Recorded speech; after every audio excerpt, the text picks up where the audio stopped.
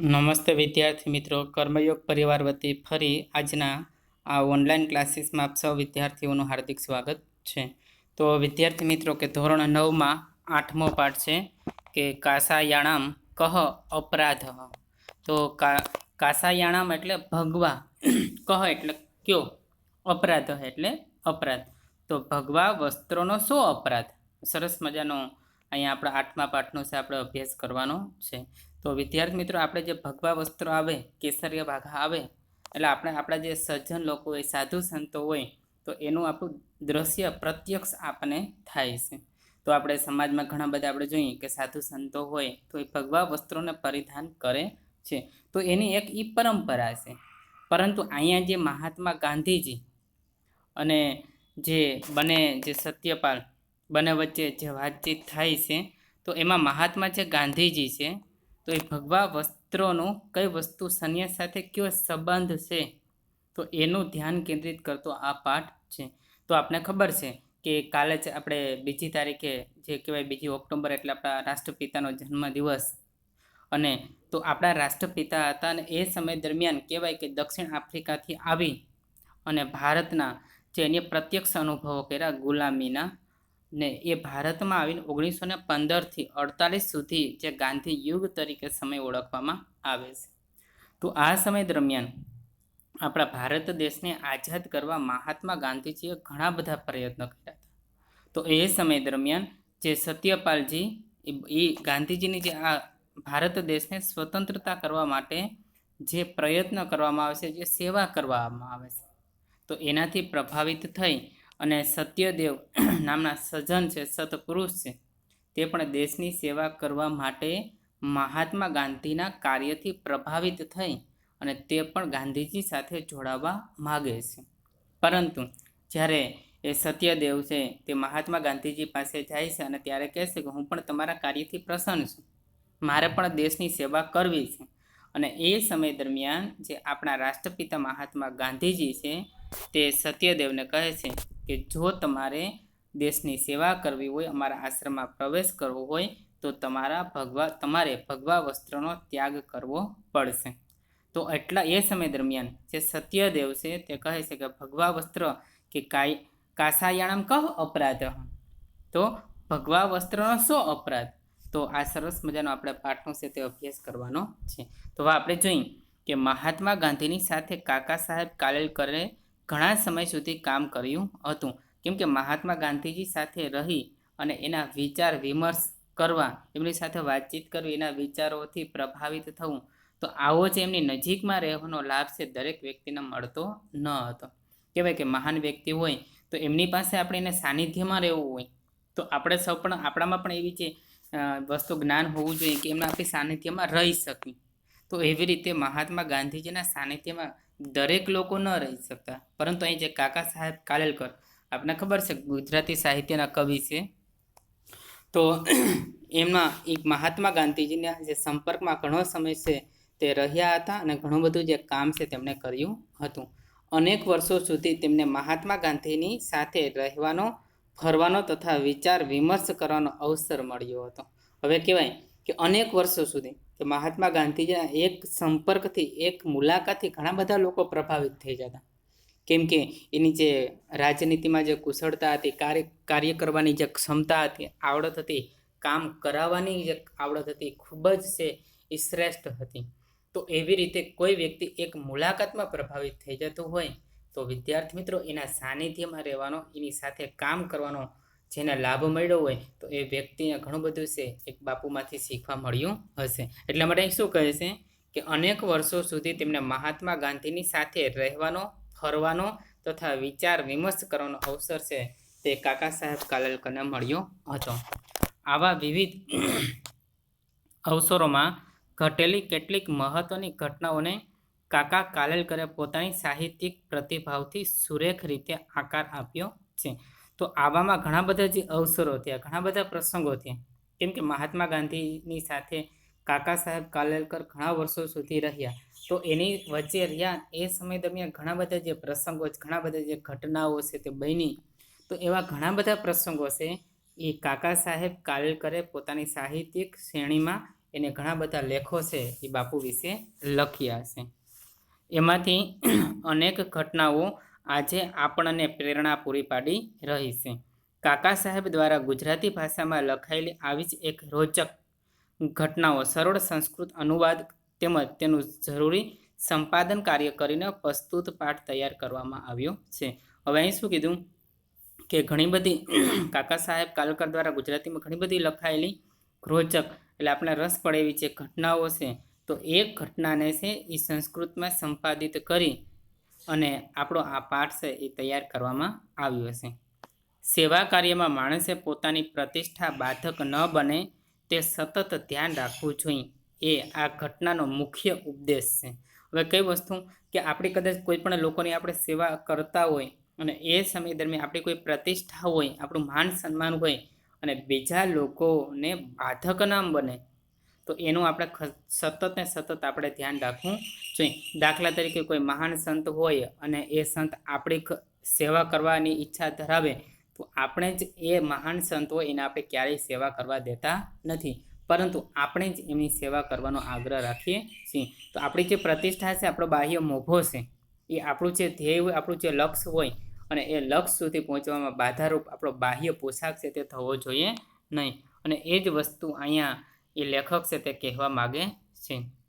વળી મનમાં રહેલા ધર્મની સાથે વસ્ત્રનો કાયમી સંબંધ નથી. હવે કવિ શું કહે કે મનમાં રહેલા ધર્મની સાથે ધર્મ અને વસ્ત્રને કોઈ લાગે વર્ગે. મહાત્મા ગાંધીજીની દ્રષ્ટિએ આપણે જોઈએ પાઠમાં, તો મનમાં રહેલા ધર્મની સાથે વસ્ત્રોનો કાયમી સંબંધ નથી, એ પણ બધાને સમજવા જેવી વાત છે. કાયમી સંબંધ નથી.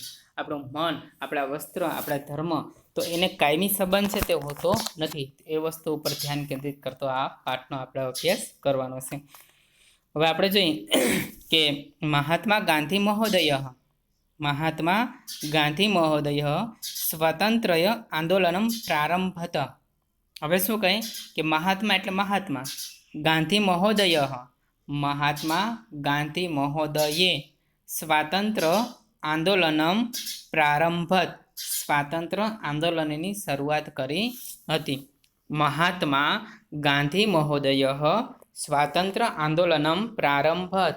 મહાત્મા ગાંધી મહોદયે સ્વાતંત્રતા આંદોલનની શરૂઆત કરી હતી. અસ્યાદ આંદોલયસ્ય, આ આંદોલનનો નિખિલમ વત્તા અપી, સંધિ છૂટી પડે છે. નિખિલમ વત્તા અપી, નિખિલમ એટલે સંપૂર્ણ, અપી એટલે પણ, વ્યવહાર એટલે વ્યવહાર, પ્રારંભેસુ એટલે શરૂઆતના, સપ્તમી વિભક્તિ બહુવચન રૂપ છે. દિવસેસુ એટલે દિવસોમાં, સાબરમતી આશ્રમે એટલે સાબરમતી આશ્રમમાં, સપ્તમી વિભક્તિ એકવચન રૂપ. એવો એટલે જ પ્રાચલત એટલે ચાલતો હતો. હવે શું કહીશે કે અસ્યાત આંદોલયસ્ય નિખિલમ અપી વ્યવહાર પ્રારંભેસુ દિવસેસુ સાબરમતી આશ્રમે એવ પ્રાચલત. કે આંદોલનનો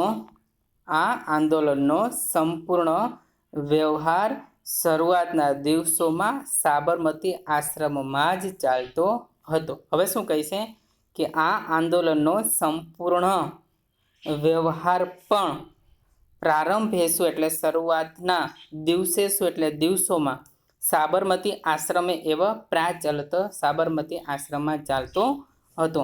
એકસ્મિન દિવસે, એકસ્મિન એટલે એક દિવસે, એકસ્મિન કોઈ એક દિવસે, સ્વામી એટલે સ્વામી, સત્યદેવ નામના સ્વામી છે, સજ્જન છે. આશ્રમ આગચ્છત, આશ્રમમ આગચ્છત, આશ્રમમાં આવે છે. કોઈ એક દિવસે સ્વામી સત્યદેવ આશ્રમમાં આવે છે. સહ દેશસ્ય સ્વતંત્રાર્થ કાર્યરતસ્ય ગાંધી મહોદયસ્ય કારણ અતીવ પ્રભાવિત પ્રસન્ન ચ આસિત. હવે શું કહે, સહ એટલે તે, દેશસ્ય એટલે દેશના, સ્વતંત્રાર્થ સ્વતંત્રતા માટે, કાર્યરતસ્ય એટલે કાર્યમાં મગ્ન, રતસ્ય એટલે મગ્ન, ગાંધી મહોદયસ્ય, ગાંધી મહોદયના, ષષ્ઠી વિભક્તિ એકવચન રૂપ છે. ગાંધી મહોદયના કાર્યણ એટલે કાર્યથી, અતિવ એટલે ખૂબ જ, પ્રભાવિત એટલે પ્રભાવિત, પ્રસન્ન ચ આસિત હતા. ચાસિત એટલે ચ વત્તા આસિત, એટલે હતા. તે દેશના સ્વતંત્રતા માટે કાર્યમાં મગ્ન ગાંધી મહોદયના કાર્યથી ખૂબ જ પ્રભાવિત અને પ્રસન્ન હતા. સહ ગાંધી મહોદયસ્ય સહ એટલે તે ગાંધી મહોદય દયા કથમ કથયત અહમ ભવતઃ આશ્રમે પ્રવેશમ નિવાસમ ચ ઈચ્છામિ. હવે શું કહીશે? સહ એટલે તે ગાંધી મહોદયા એટલે ગાંધી મહોદયને કહે છે.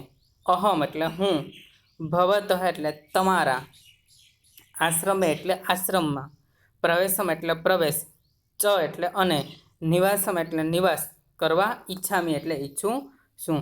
હું તે ગાંધી મહોદયને કહે છે હું તમારા આશ્રમમાં પ્રવેશ અને નિવાસ કરવા ઈચ્છું છું.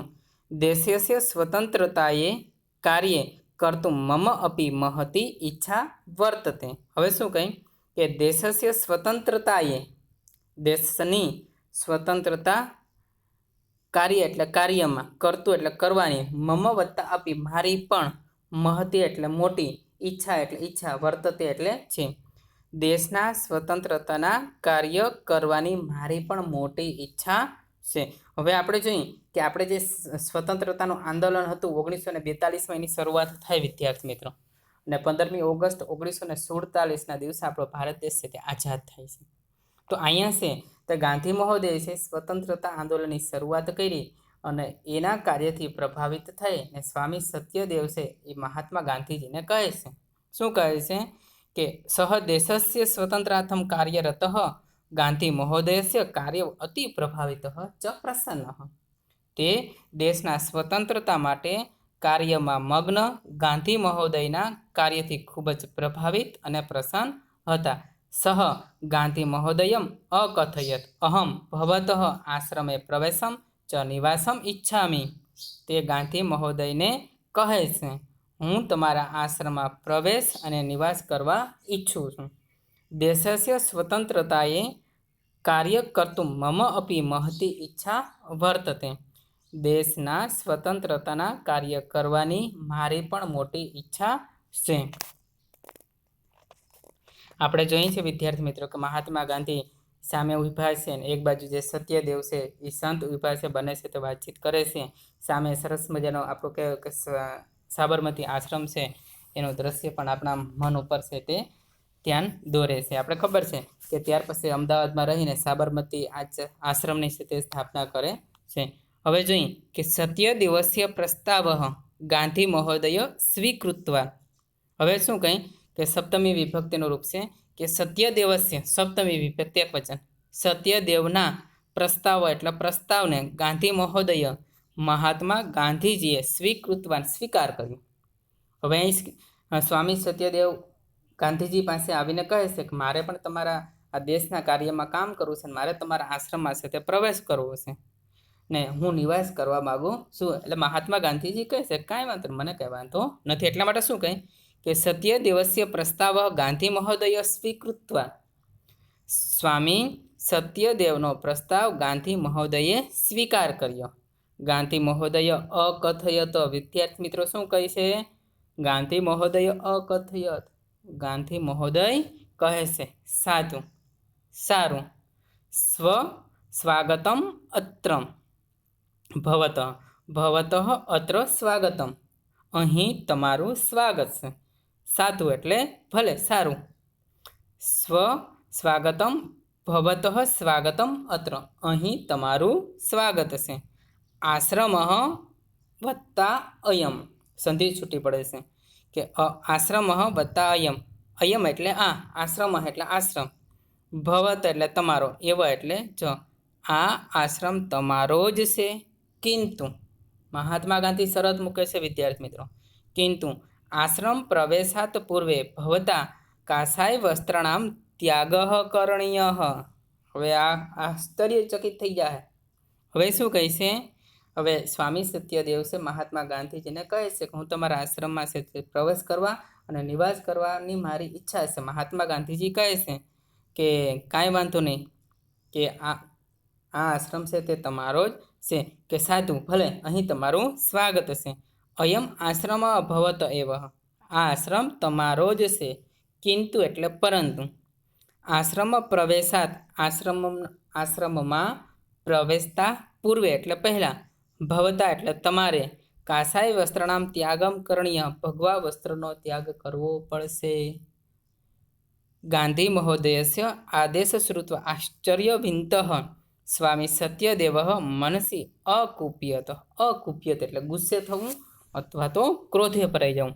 હવે મહાત્મા ગાંધીજીએ જે સત્યદેવને કહ્યું કે જો તમારે આ આશ્રમ છે, આ આશ્રમમાં તમારું સ્વાગત છે, આ આશ્રમ તમારો જ છે, પરંતુ આશ્રમમાં પ્રવેશ કરતાં પહેલાં તમારે જે ભગવા વસ્ત્રો છે તો આ ભગવા વસ્ત્રોનો તમારે ત્યાગ કરવો જોઈએ. અને આવું વચન સાંભળીને એકદમ સત્યદેવ છે એકદમ છે તે ગુસ્સે થઈ જાય છે, પણ મનોમન વ્યક્ત નથી કરતા. એટલે શું કહે કે ગાંધી મહોદયસ્ય આદેશ, ગાંધી મહોદયનો આદેશમ એટલે આદેશ, શ્રુત્વા એટલે સાંભળીને, આશ્ચર્યાવિંત આશ્ચર્યચકિત થયેલા, સ્વામી સત્યદેવ મનસી એટલે મનમાં, અકુપ્યત ગુસ્સે થયા. ગાંધી મહોદયનો આદેશ સાંભળીને, ગાંધી મહોદયનો આદેશ સાંભળીને આશ્ચર્યચકિત થયેલા સ્વામી સત્યદેવ મનમાં ગુસ્સે થઈ જાય છે. કિંતુ સહ ગાંધી મહોદયસ્ય પુરતઃ નિસરોષમ ન અપ્રગટયત. પરંતુ તે ગાંધી મહોદય પુરતઃ એટલે આગળ, નિજ રોષમ એટલે પોતાનો, નિજ એટલે પોતાનો, રોષમ એટલે ગુસ્સો, ના પ્રગટ્યમ ન અપ્રગટ્યમ પ્રગટ કરતા નથી. પરંતુ તે ગાંધી મહોદય આગળ પોતાનો દોષ પ્રગટ કરતા નથી. સહ અકથયત, સંધિ છૂટી પડે છે વિદ્યાર્થી મિત્રો. સહ અકથયત તે કહે છે. કથમ કાસાય વસ્ત્રનામ ત્યાગ, શા માટે ભગવા વસ્ત્રોનો ત્યાગ? હવે છે કે સ્વામી સત્યદેવ છે કંઈ ગુસ્સે થાય છે પણ મનોમન થાય છે. એક મહાત્મા ગાંધી મહોદય આગળ પોતાનો રોષ છે તે પ્રગટ નથી કરતા, મનથી ગુસ્સે થાય છે અને પ્રશ્ન કરે છે કે સહ કથયત તે કહે છે કે કથમ કાસાય વસ્ત્રનામ ત્યાગ, કેમ ભગવા વસ્ત્રનો ત્યાગ? કાસાય વસ્ત્રનામ કહ અપરાધ, ભગવા વસ્ત્રનો શો અપરાધ? અહમ સંન્યાસી જન, અહમ એટલે હું સંન્યાસી માણસ છું. સંન્યાસીન કાસાય વસ્ત્રાણી પરિધારયંતી, સંન્યાસીઓ ભગવા વસ્ત્રોને ધારણ કરે છે. અહમ કાસાય વસ્ત્રનામ ત્યાગમ કર્તુમ કથું પ્રવૃત્ત ભવામી, હું ભગવા વસ્ત્રનો ત્યાગ કરવા કેમ પ્રવૃત્ત થાઉં? હવે સ્વામી સત્યદેવ છે તે ગાંધીજી આગળ છે પોતાની વાત છે તે રજૂ કરે છે. ફરી એક ફેરી કહી, સત્યદેવસ્ય પ્રસ્તાવ ગાંધી મહોદય સ્વીકૃતવાન, સત્યદેવનો પ્રસ્તાવ ગાંધી મહોદયે સ્વીકાર્યો. ગાંધી મહોદય અકથયત, ગાંધી મહોદયે કહ્યું. સાધુ અત્ર ભવતઃ સ્વાગતમ, અહીં તમારું સ્વાગત છે. અયમ આશ્રમ ભવતઃ એવ, આ આશ્રમ તમારો જ છે. કિંતુ આશ્રમ પ્રવેશાત પૂર્વે ભવતા કાસાય વસ્ત્રણામ ત્યાગ કરણીય, પરંતુ આશ્રમમાં પ્રવેશ કરતા પહેલાં તમારે ભગવા વસ્ત્રનો ત્યાગ કરવો જોશે. ગાંધી મહોદયસ્ય આદેશમ શ્રુત્વા આશ્ચર્યવિંતઃ સ્વામી સત્યદેવ મનસી અકુપ્યત. ગાંધી મહોદયનો આદેશ સાંભળીને આશ્ચર્યચકિત થઈને સ્વામી સત્યદેવ મનમાં ગુસ્સે થયા. કિંતુ એટલે પરંતુ, સહ એટલે તે, ગાંધી મહોદયસ્ય પુરતઃ નિજ રોષમ ના પ્રગટયત, પરંતુ તે ગાંધી મહોદય આગળ પોતાનો રોષ પ્રગટ કરતા નથી. સહ અકથયત, સંધિ છૂટી પડે છે. સહ અકથિત, સહ એટલે તે, કથયત એટલે કહે છે, તે કહે છે. કથમ કાસાય વસ્ત્રનામ ત્યાગ, કેમ ભગવા વસ્ત્રોનો ત્યાગ? કાસાય વસ્ત્રનામ કહ અપરાધ, કાસાણામ એટલે ભગવા વસ્ત્રનો શો અપરાધ? અહમ સંન્યાસી જન, હું સંન્યાસી માણસ છું. સંન્યાસીન કાસાય વસ્ત્રાણી પરિધારયંતી, સંન્યાસી ભગવા વસ્ત્રોને ધારણ કરે છે. અહમ कासाय वस्त्राणां त्यागं कर्तुं कथं प्रवृत्तः भवामि। हूँ भगवा वस्त्रोने त्याग करवा केम प्रवृत्त था। स्वामी आगळ जई स्वामी सत्यदेवस्य वचनं श्रुत्वा शांत स्वरेन गांधी महोदय अकथयत। હવે સત્યદેવ છે ગાંધીજી આગળ છે, ગાંધીજી સૌ પ્રથમ કહી કે આશ્રમ તમારો છે, તમે પ્રવેશ કરી શકો છો, અહીં તમે નિવાસ કરી શકો છો, આ તમારું અહીં તમારું સ્વાગત છે, પરંતુ એ શરત મૂકે છે કે આશ્રમમાં જો તમારે પ્રવેશ કરવો હોય તો તમારે ભગવા વસ્ત્રોનો ત્યાગ કરવો પડશે। એટલે ડાયરેક્ટ છે એ સત્યદેવ છે એકદમ આશ્ચર્યચકિત થઈ જાય છે, કહે છે કે એને એકદમ ગુસ્સે થઈ જાય છે, પરંતુ ગાંધીજી આગળ છે પોતાનો ગુસ્સો છે જે પ્રગટ કરી શકતા નથી, પણ પ્રશ્ન કરે છે કે ભગવા વસ્ત્રોનો ત્યાગ કેમ, ભગવા વસ્ત્રોનો શું અપરાધ, હું સંન્યાસી માણસ છું અને સંન્યાસી માણસ હંમેશા ભગવા વસ્ત્રોને ધારણ કરે છે, તો હું કેવી રીતે ભગવા વસ્ત્રોનો ત્યાગ કરવા માટે પ્રવૃત્ત થાઉં। આમ છે તે ગાંધી મહોદયને સત્યદેવ કહે છે। ત્યારે ગાંધીજી છે એકદમ શાંત સ્વરથી બોલે છે કે સ્વામી સત્યદેવસ્ય વચન શ્રુત્વા, વચનમ એટલે વાણી, શ્રુત્વા એટલે સાંભળીને, સ્વામી સત્યદેવનું વાણી અથવા વચન સાંભળીને શાંત સ્વરેન એટલે શાંત સ્વરથી ગાંધી મહોદય અકથયત કહે છે। સ્વામી સત્યદેવના વચન સાંભળી શાંત સ્વરથી ગાંધી મહોદય કહે છે, ભવતા યદ ઉક્તમ તત સત્યમ અસ્તિ, ભવતા યત ઉક્તમ યત યુક્તમ તત સત્યમ અસ્તિ, સંધિ છૂટી પડે છે વિદ્યાર્થી મિત્રો, યત ઉક્તમ જે કહ્યું, તત તે, સત્યમ એટલે સત્યમ, અસ્તિ એટલે છે, તમે જે કહ્યું તે સત્ય હશે, કિંતુ પરંતુ ભવાન સંન્યાસ્ય ત્યાગમ કર્તું ઇતિ ન મમ આશય, સંધિ છૂટી પડે છે કે ઇતિ ન મમ વત્તા આશય, મારો આશય, ન એટલે નથી, કેવલમ કાસાય વસ્ત્રાણામ ત્યાગમ કર્તુમ વદામી, વદામી એટલે બોલું છું અથવા કહું છું।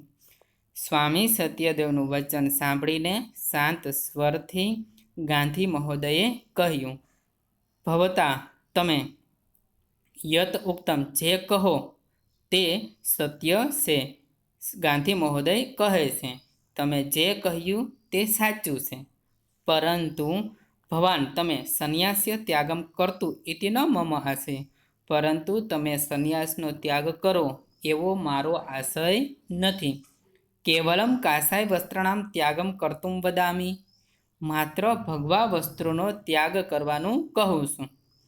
ગાંધી મહોદયસ્ય કથન તાત્પર્ય જાનાન ન જાનાનઃ સત્યદેવ વિચાર મુદ્રાયામ સ્થિતઃ મૌનઃ ચ અવલંબિતવાન, ગાંધી મહોદયના કહેવાનો તાત્પર્ય ન જાણતા સત્યદેવ વિચાર મુદ્રામાં સ્થિર અને મૌન ઊભા રહ્યા। હવે શું કહે છે, હવે શું કહે છે મહાત્મા ગાંધી એમ કીધું કે તમે જે કહો તે બરાબર છે, તમે સંન્યાસી માણસો ને સંન્યાસી લોકો હંમેશા ભગવા વસ્ત્રોનો ત્યાગ કરે છે, તો તમે જે કહો એ તમારી વાત સાચી છે, પરંતુ હું તમને ભગવા વસ્ત્રનો ત્યાગ કરવાનું કહું છું, સંન્યાસ ત્યાગ કરવાનું કહેતો નથી। આવું છે તે મહાત્મા ગાંધીજી છે તે સત્યદેવને કહે છે, પરંતુ જે મહાત્મા ગાંધીજીનો જે આશય છે, વિચાર છે, જે સત્યદેવ છે તે સમજી શકતા નથી, એટલે થાય છે। ગાંધી મહોદયસ્ય કથનમ તાત્પર્યમ ન જાનાના સત્યદેવ વિચાર મુદ્રાયામ સ્થિતઃ ચ મૌનમ અવલંબિતવાન, વિચાર મૌન ઊભા રહે છે। ગાંધી મહોદયના કહેવાનો તાત્પર્ય ન જાણતા સત્યદેવ વિચાર મુદ્રામાં સ્થિર અને મૌન ઊભા રહે છે, કાંઈ સમજ પડતી નથી। તો વિદ્યાર્થી મિત્રો કે આપણો પ્રથમ વિભાગ છે એટલો આપણે અભ્યાસ કરીએ ને ત્યાર પછી આપણે આગળના વિડીયોમાં છે આના પછીનો પાઠનો આપણે અભ્યાસ કરશું। ધન્યવાદ। વંદે માતરમ।